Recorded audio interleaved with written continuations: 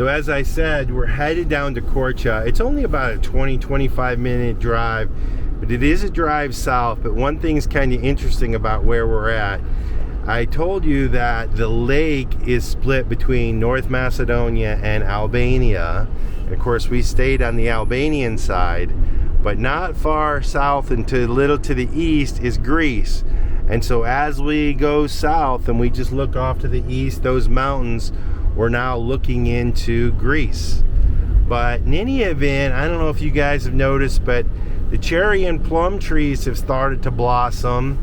And I've kind of seen a few articles where Korcha might be a good place to see some. So again, it's a short little jaunt out of the way. So we're going to do it out of here and well, just see what we see.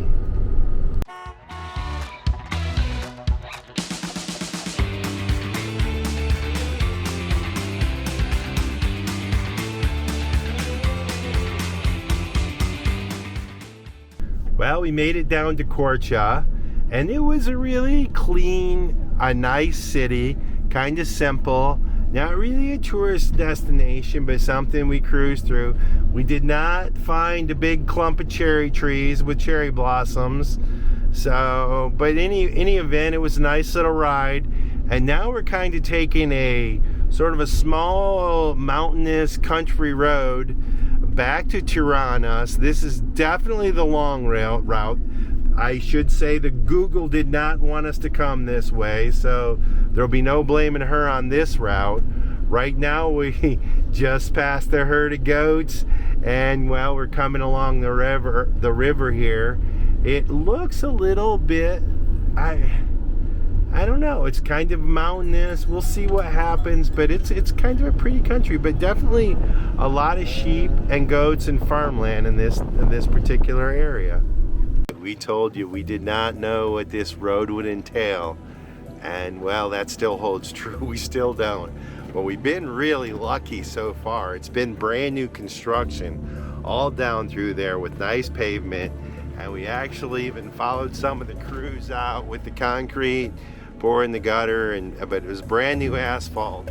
But we've kind of passed all the construction, and well, we don't know, but I got a feeling that might be the end of our paved road. So woo, it's time to get into the nature. Alright, I'm not sure if even Mike has realized it, but it is starting to get a little bit intense up in here. We just passed another little bit of construction, and the road is no longer a gravel road. It is now a sort of dirt or muddy road.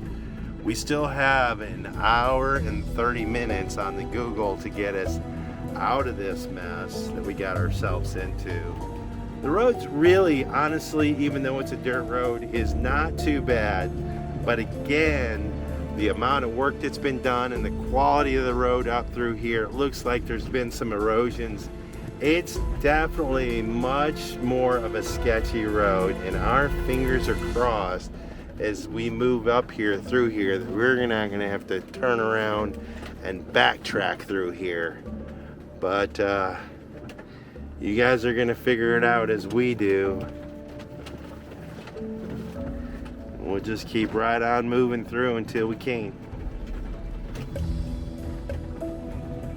And as we speak, we've got a river crossing here.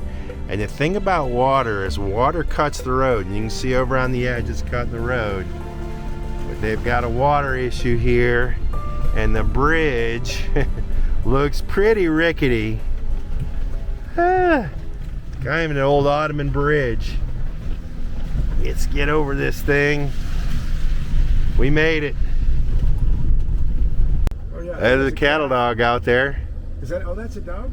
Yeah, that's a cattle dog. Well, he's not. He's about as big as some. Those might be goats then. We made it back to asphalt, and we are kind of climbing back up on switchback mountains, and we've determined that this is an old mining road, and we can see some different colors on the side of the mountain. It's actually kind of pretty and unique, but it looks like maybe some coal and some other stuff that they've mined up here over the years. And we're coming up, even though it's a paved road, boy, it's moved because of well, the hydraulic pressure and probably the freeze thaw and all that, so it's a little bit rocky and rolly in places, and it's definitely narrow, so hopefully we don't meet one of those Evel Knievel Albanian drivers coming the other way. But I think we can agree that so far, at least, we're happy we came this way. There's been some beautiful scenery that we wouldn't have seen the other way, and so that's why we travel. And we're gonna keep pushing on. As we drive through here, we're trying to figure it out, but you can see up there on top of that mountain, looks to be a big glacier, almost looks like a big snowdrift on top of the Whitecap Mountain. Down below us, there's a little winding road. We don't know if we end up heading down there and then back up, but we certainly do have a big old mountain range in front of us. So we got lots more adventures ahead. We at least have an hour going to get to kind of back to where we were before, but we could definitely see some roads snaking around these mountains. So I think we got a bit more adventuring to do before we get out of this mess. But it is stunning, and we are seeing some random cherry trees along the mountains. You can just kind of see them. The little white flowers stand out, and it's pretty. And also, all of a sudden, you'll see a little rock outcrop with all these little, almost like a rock graveyard or something, these piles of rocks everywhere with bushes sticking out. And other than that, it just kind of looks like highland pastures. And we're not seeing a lot of goats or cows up here. I would expect to see that. Maybe they're elsewhere. We definitely saw some goat herders carrying their goats along the road. So our eyes are still peeled for adventure. But today on the TV screen, we have a big, huge mountain in front of us, and it's beautiful. What's the expression? What goes up must come down. And we've gone up over the mountains, and we have got a huge switchbacky trail down to the, trying to get down back to the lake, and I don't think we're done there. I think we're gonna have some more climbing before we're done. It feels like we're kind of in the middle of these mountains. We just saw a whole flock of sheep on the side of the mountain, and it just is really a beautiful setting, guys. Really a beautiful setting. But gotta concentrate, because right now we are winding it down the switchbacks. Woohoo! So we've been snaking around, up, down, and around, and if you can see below us, there's a river down below there, and right in front of us is a big old huge dam, and we can see that big old lake at the bottom of the mountain valley, and we've been all around it, and it looks like we're about to drive across the dam. Well, no, we're not. We're not going to drive across it, but that's it. And well, we kind of made it down through here, and we're going through what's a little bit of a slot canyon, and we're seeing a lot more water just trickle down from the mountains. Of course, you guys saw the snow-covered mountains, so I'm sure that snow is melting and running down here. But I love driving down through here and seeing waterfalls. But you can see we're now skirting this little river through this narrow pass, and there's not much room through here. But the good news is there's a bus out in front of it, so if he can make it, we can make it. River crossing. So we feel fairly confident about that, as long as we don't meet anybody coming the other way. And here we go. It looks like here's another bigger waterfall. Hope you guys can see that. We'll just cruise on by here. But it is a pretty drive, guys. Wow.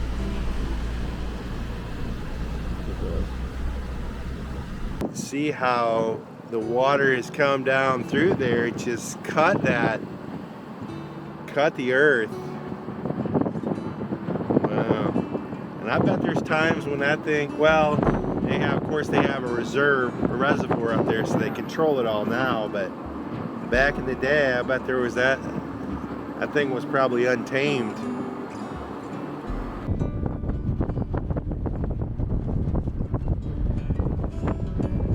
Meh.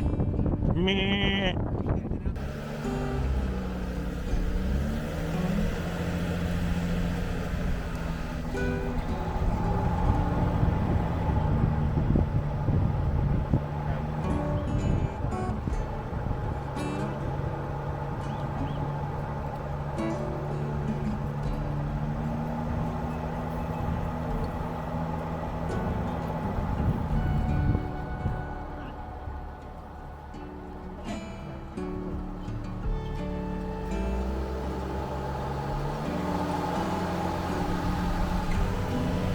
Thanks, sir. Have a good day.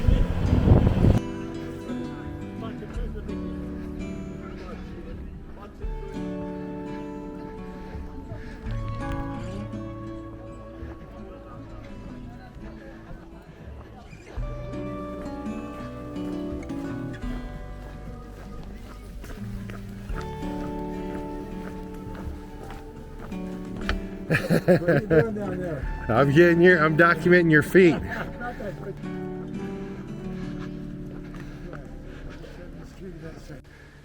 So it's pizza.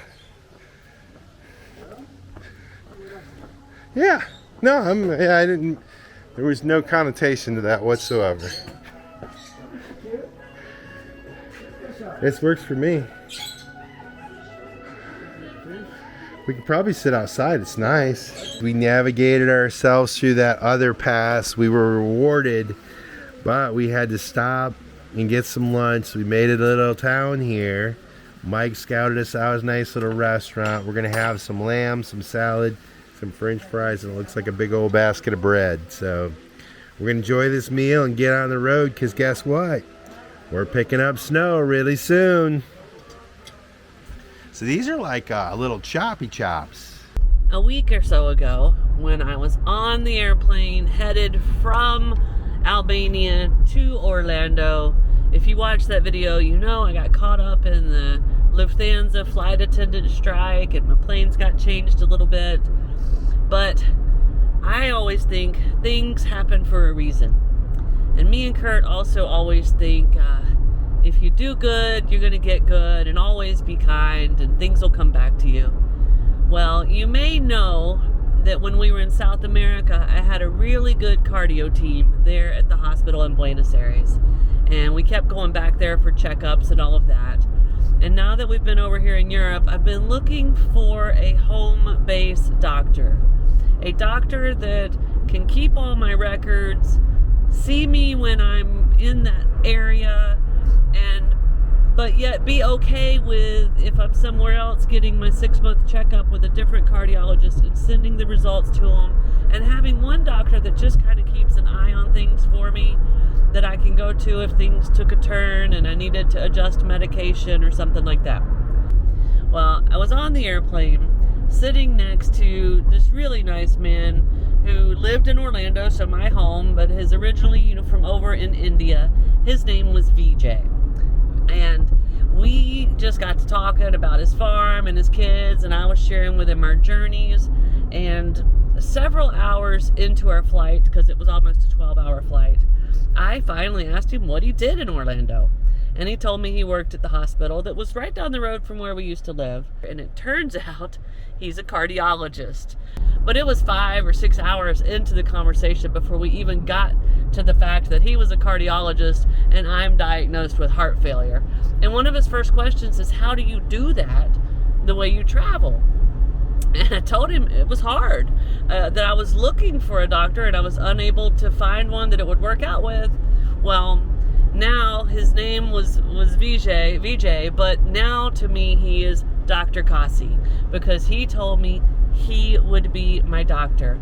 And he said, we just need to get some baseline tests and all that. And I said, I'm only home for 8 days. There's no way we'll pull this off. And he said, my staff will call you in the morning and we will figure it out. And they did, guys. While I was home, I didn't share it with you. I filmed a little bit, but I didn't talk about it. I drove back down to Orlando. I got echocardiograms, EKGs, met with Dr. Kasi, met with his staff, got my defibrillator checked. We tried to get a more intense scan of my heart done so he could see more details, but we couldn't get that pulled off. But guys, it just worked out perfect. Now I have a home-based doctor that understands I travel in the United States, there in Orlando, right next to where I used to live. And he was incredibly kind. I feel amazing and happy and safer now that I have a doctor. And all my records are in one place. We scanned in all my old blood test results, put all the numbers in. All my records are in one place. If something goes wrong, I have a doctor that place can call. Every time I come home to visit, I'll make an appointment there and go get everything checked up. The gaps in between where I need my 6-month checkups, I'll do that around the world, send my results to them, they'll scan it in, It was amazing. No matter what you believe in, if you're religious, if it's karma, if it's just do good, be good, whatever it is, me ending up sitting on that flight next to Dr. Kasi was the universe making good things happen, and I couldn't be more thankful. So that is the update of that. But I am almost back to the airport here in Orlando. I gotta get on a plane, fly back to Curt. I didn't want to leave here without telling you all that story and telling you how incredibly lucky I am. So my trip home was amazing. All of my time with my family, my friends. I could not have asked for it to go better, but it's time to go home. So let's go get our bags checked and get back to Curt. I have 2 plane changes and 18 and a half hours on airports and flights to get back to him. But let's do it. All right, we've got a situation here. Mike's going up to check it out. As you can see, we got a low tree overhang. We got a little narrow entry, and then we got to make a turn. And so I don't know if we can get down through all this. But normally I'm the guy who hops out and checks it out. All right, watch this right here.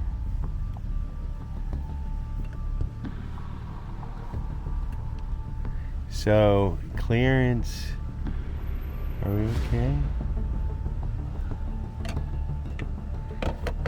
Do I got clearance?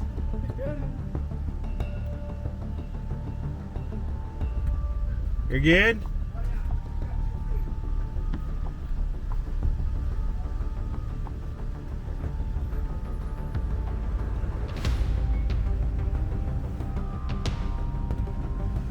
Up good, you're good. Alright guys, this is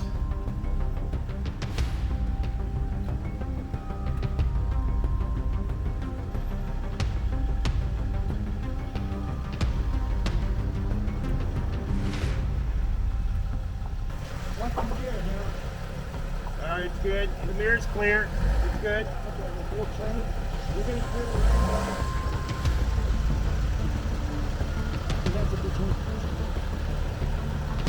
All right, guys, that was pretty tight. We made it. Trees above and building on both sides, but I think it opens up a little more for me. All right. I told him, I said, normally I'm the guy who hops out and does all that, but Mike got us clear. Yeah. Pretty view right there. Yes. That hillside over there, those houses on the hillside, the green pastures and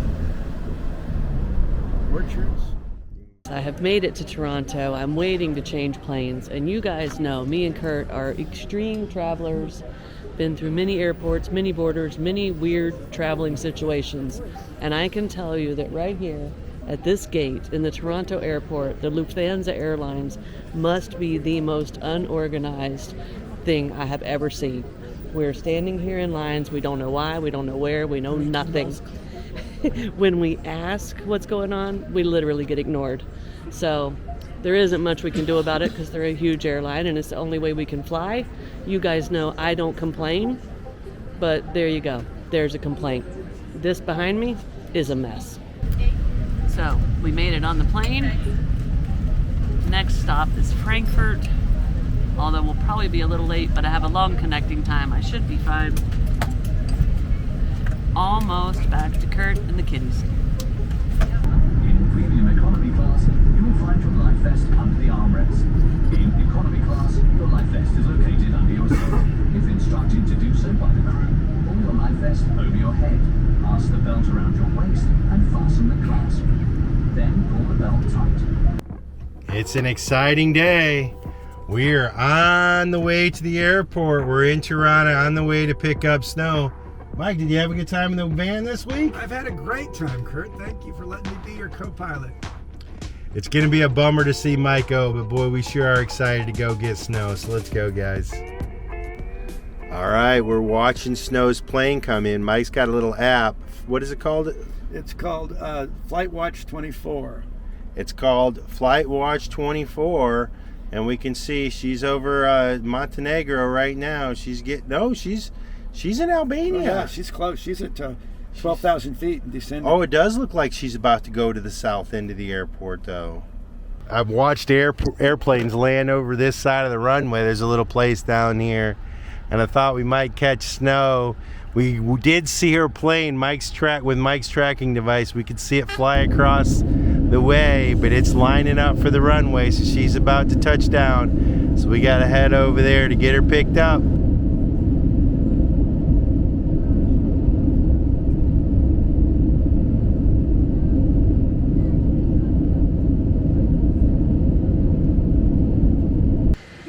"22 hours. My feet are on the ground back in Albania. Curt is just on the other side of customs. Let's go get our suitcases and get back to Curt. Woohoo! I'm home."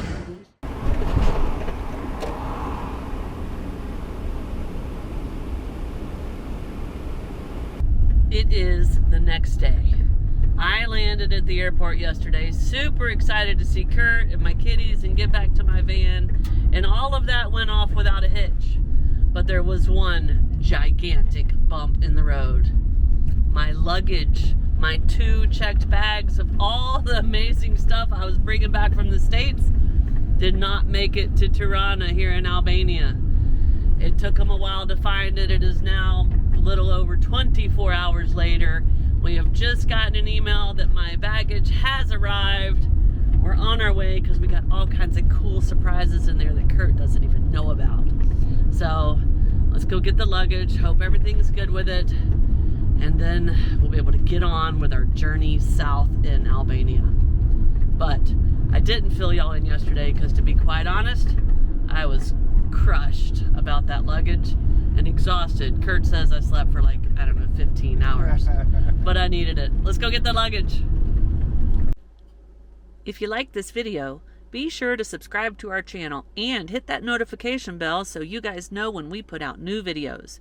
And don't forget, you can always follow us over on Instagram to see what's going on in between videos. Cheers, guys!